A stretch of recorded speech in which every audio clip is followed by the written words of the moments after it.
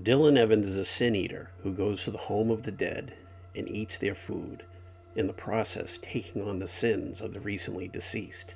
The dead guy goes to heaven, and Dylan is building up a huge backlog of sins, so when he eventually dies, he goes straight to hell. Eat the food, eat the sins.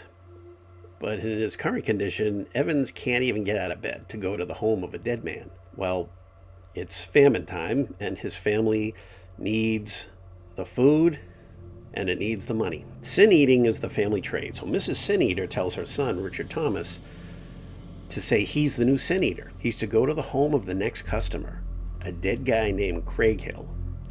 He's to pretend to eat, but stuff all the food in a bag under his really crappy looking dress and bring the food back for his father to eat.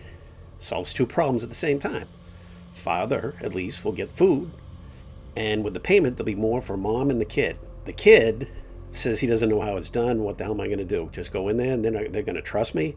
But mom tells him to get in there. You ingrate. Don't you want everyone to eat? You get your ass over this dead guy's house. You bring it all back to dad. Because if you eat even a crumb, you will be taking on someone else's sins too. The kid shows up at the Craig Hill residence, located in the fashionable Bog district. At first, Mom's Cargill is pissed. Played by Barbara Steele, she comes off as someone you don't mess with.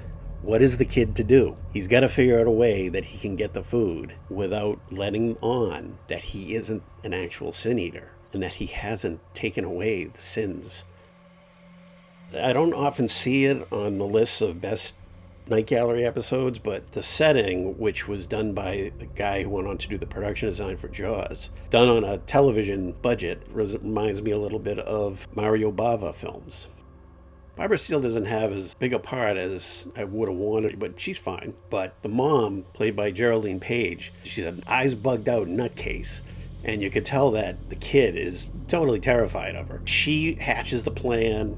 She pushes her son into it. She knows just what she's doing.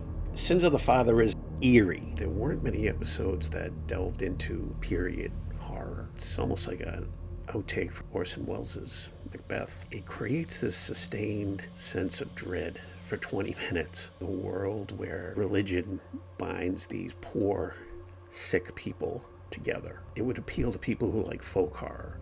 And the snap at the ending really got me. So if you just want to see a short, creepy film, a tribute to Mario Puzo, kind of a mini tribute to Mario Bava, check out Sins of the Father from Season 2 of Night Gallery. Thanks for coming by. Hope to see you again soon. Yes, I know I flubbed a lot of words here, but it's kind of my tribute to election season.